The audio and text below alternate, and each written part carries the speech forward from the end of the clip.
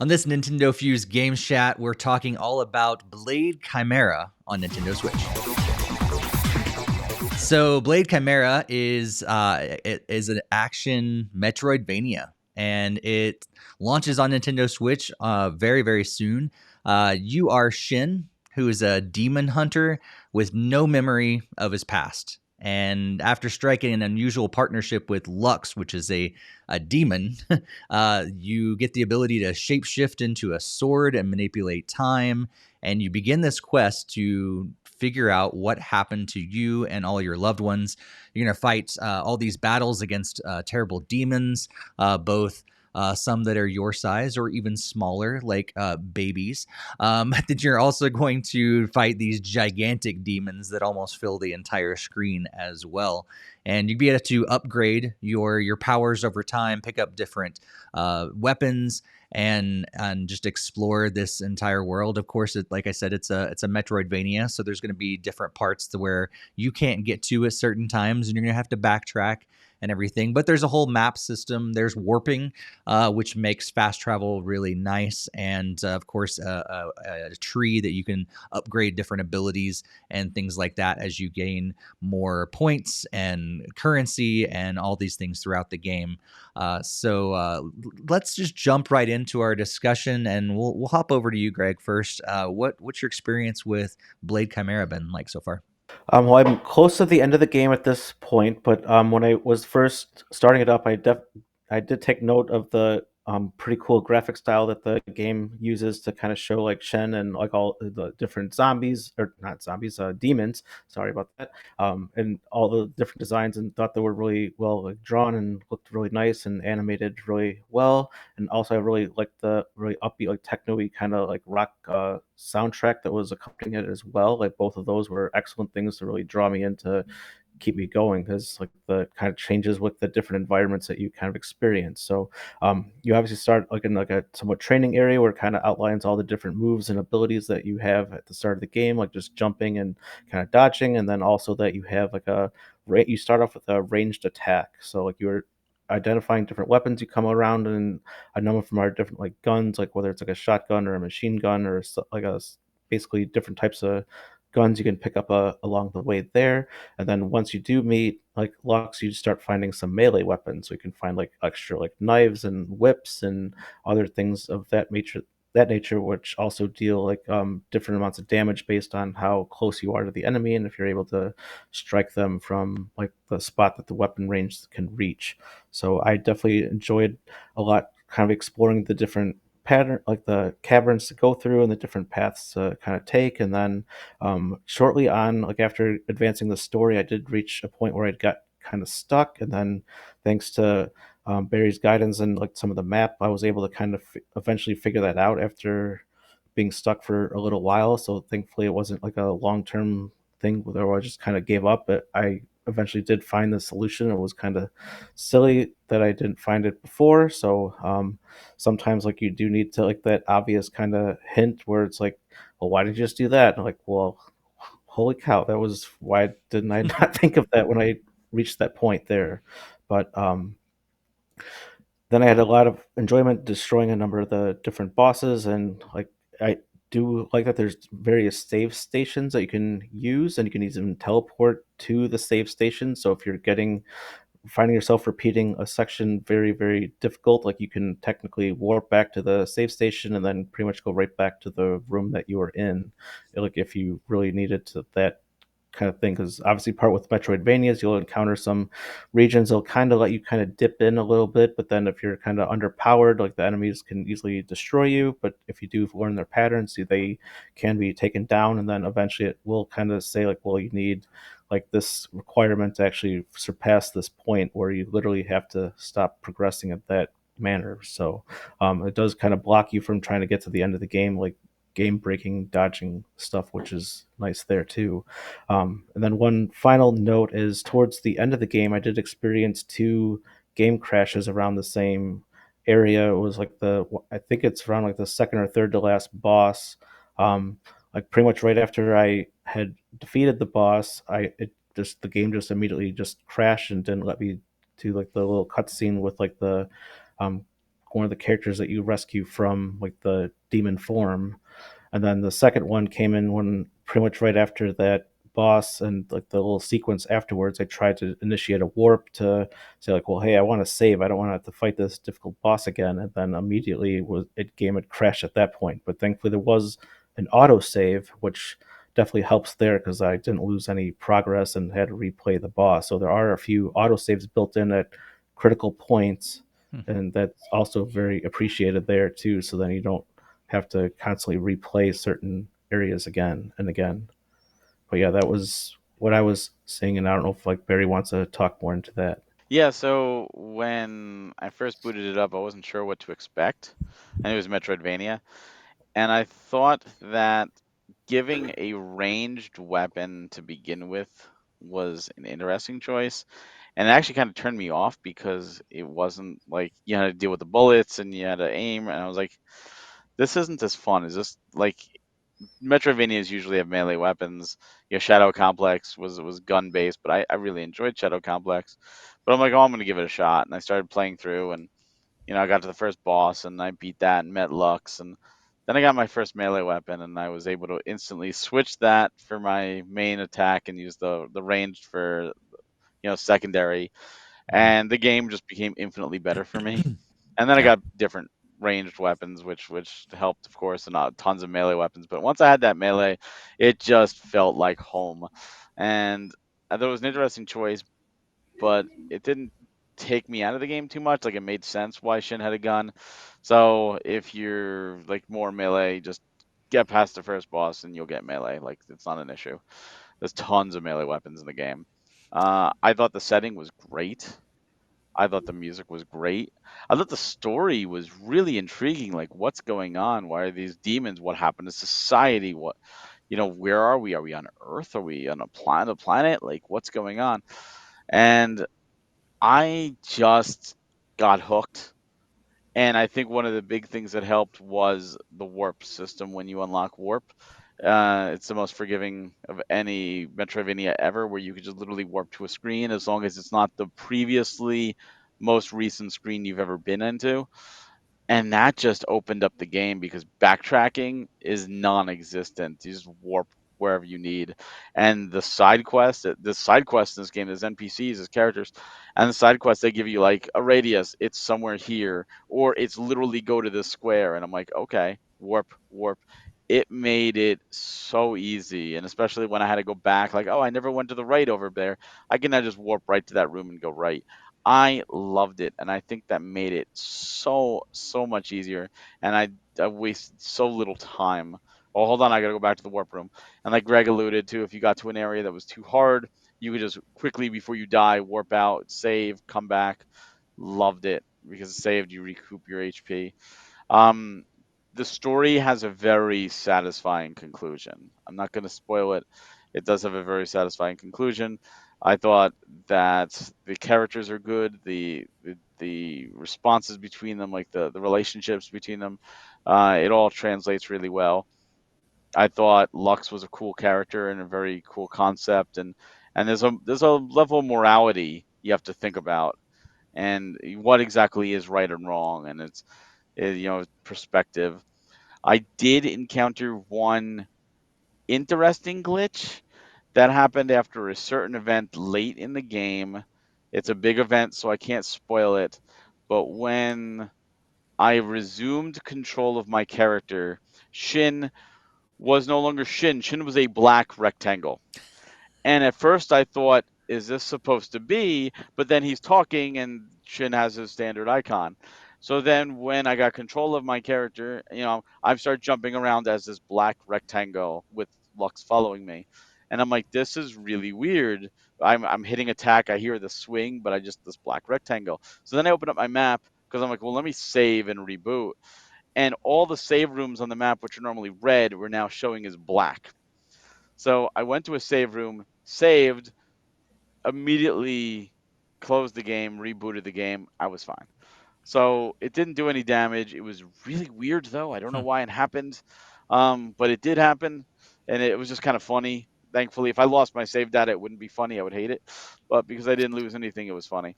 I thought the enemy variations were good. I thought the bosses were really neat, and I love that each of them had a more human form after the big creature. So you're like, oh, I barely beat the creature. Oh no, now you got another form to fight. So I didn't find any of them insanely difficult, but I found them challenging enough that it took me a couple tries, and each time I got better. And sometimes there's some really cool mechanics, like with the fish boss with the hook, where you catch on the hook. I thought that was neat.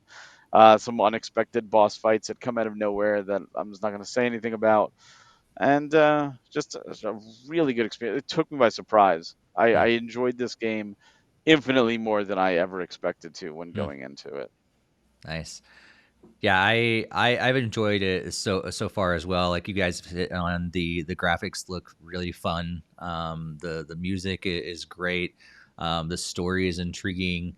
I also think it was interesting to start with a ranged weapon. You start with a gun, a plasma gun, and I think because of the same things with you, Barry, I was kind of a little turned off in the beginning because of that.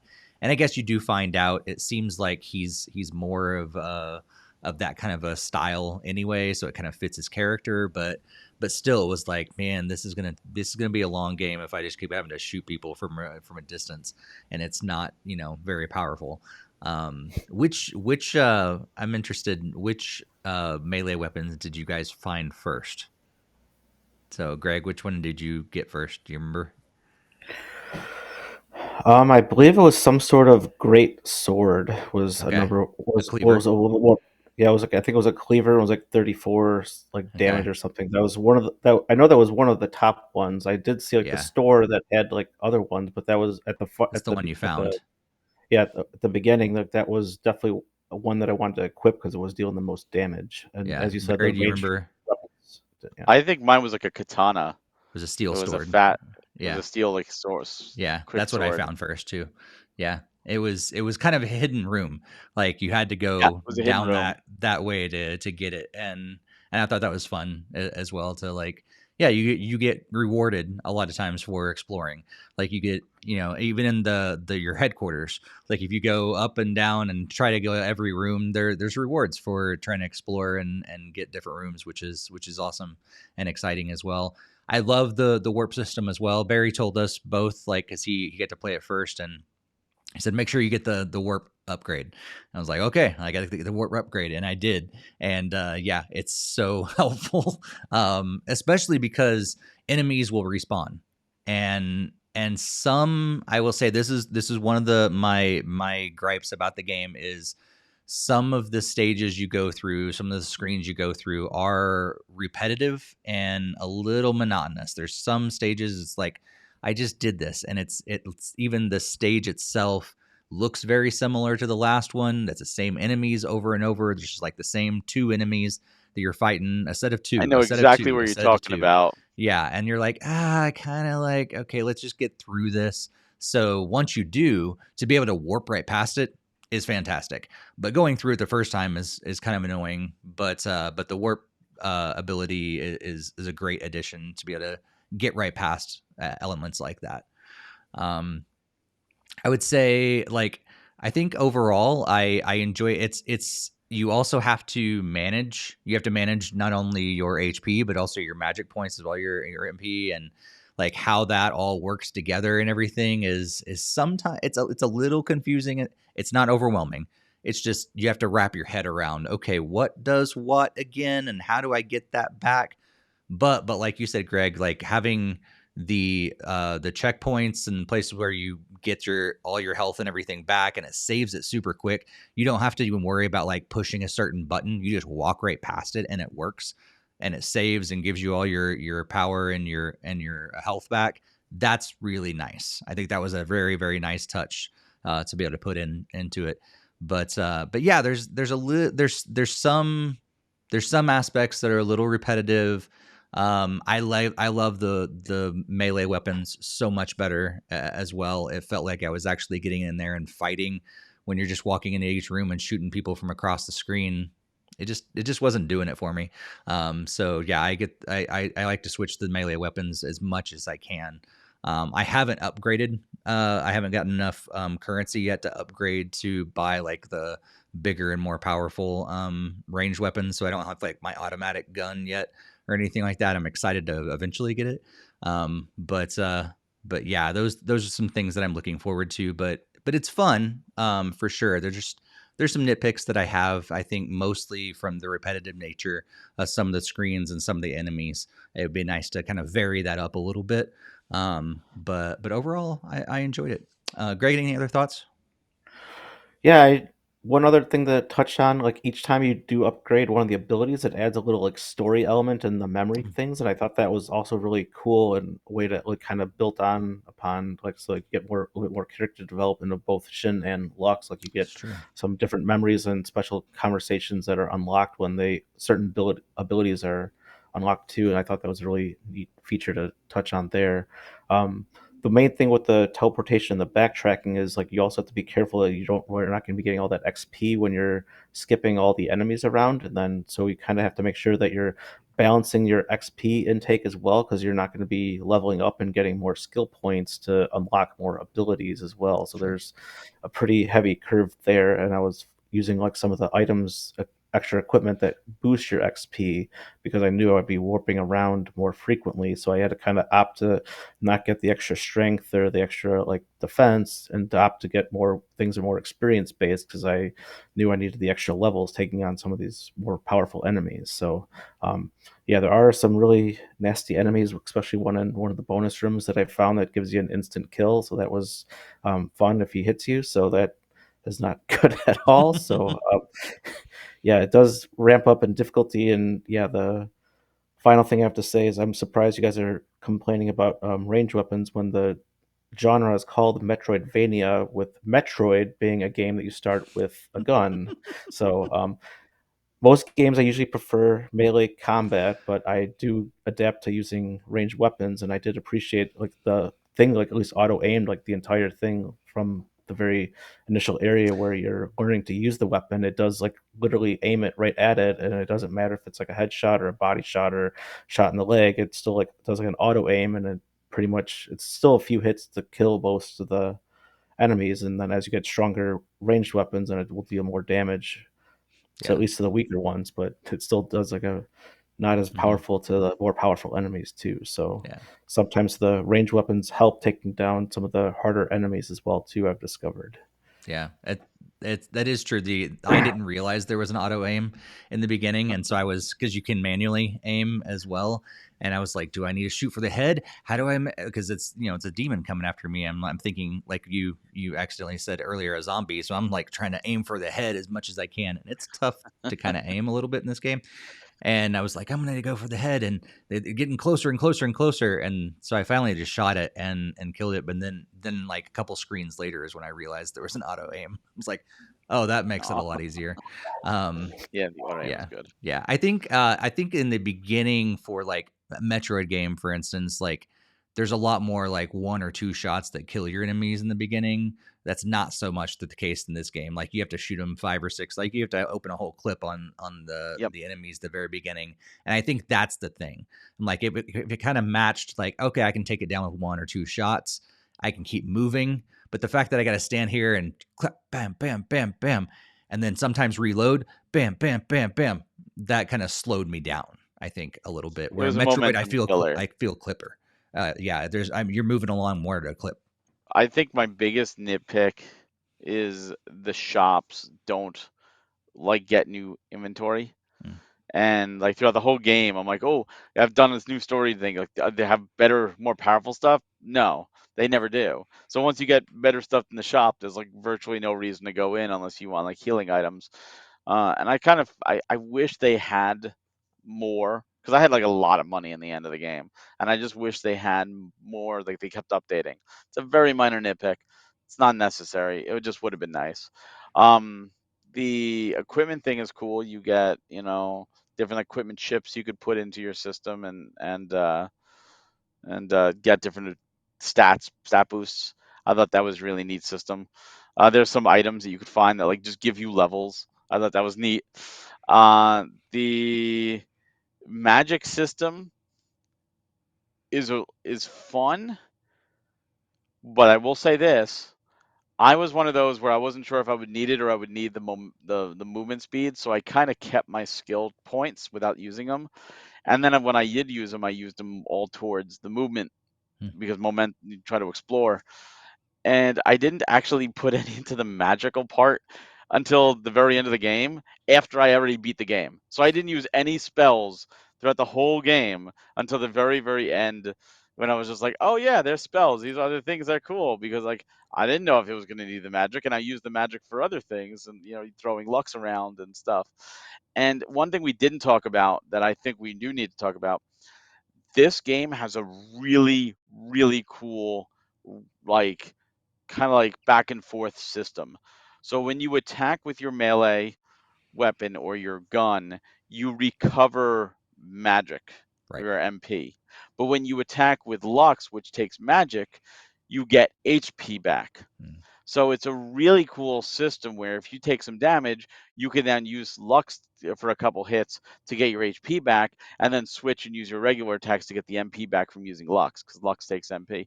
I thought that was really, really cool. And when you juggle it properly while dodging, like you just feel like a master, Hmm. especially against some bosses. And I didn't really need healing items until the final boss of the game.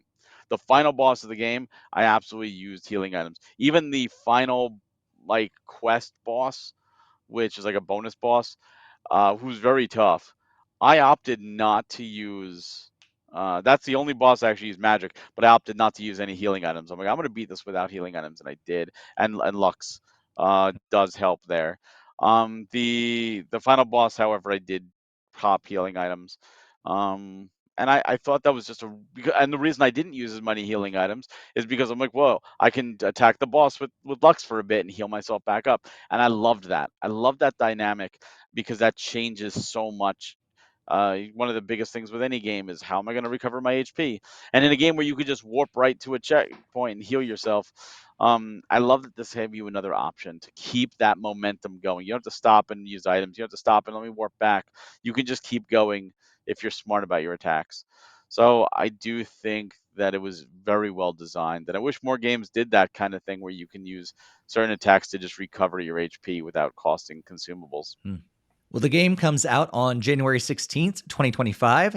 And if you buy it before that, if you pre-order it, it is on sale for a couple dollars off. So regular price is going to be $19.99 in the US, and the sale price for the pre-order is $17.99. So basically $20 or $18 for a pretty solid game.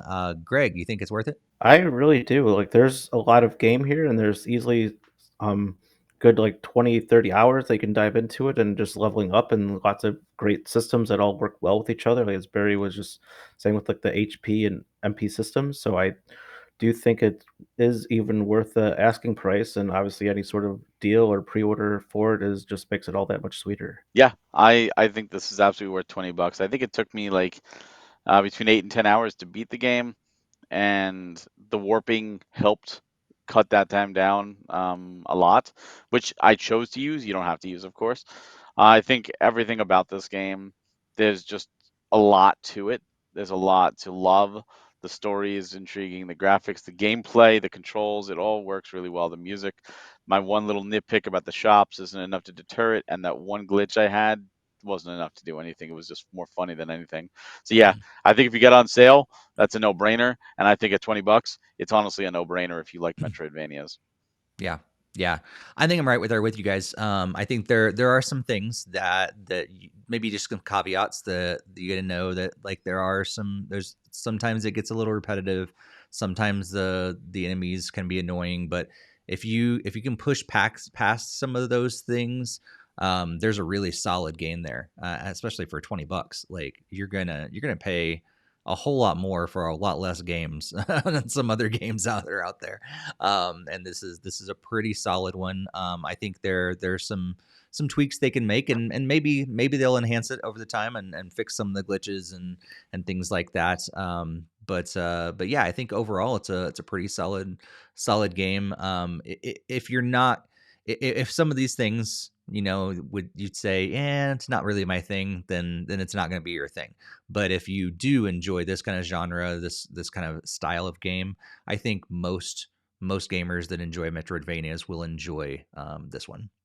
So we are very thankful for the PR company behind the Play Ladybug, which is the developer and the publisher Playism, for providing us these review codes so that we could check the game out and play it ahead of time and get this out for you guys. If you are new to NintendoFuse and you have not subscribed to us here on YouTube, please do that. You're going to be able to get game chats like this, our biweekly podcast, interviews, game videos, and so much more. Also, be sure to check out NintendoFuse.com for even more content. Follow us on social media and check out our Discord as well. And thanks, Barry and Greg, for joining me for this game chat, and we'll see you guys next time.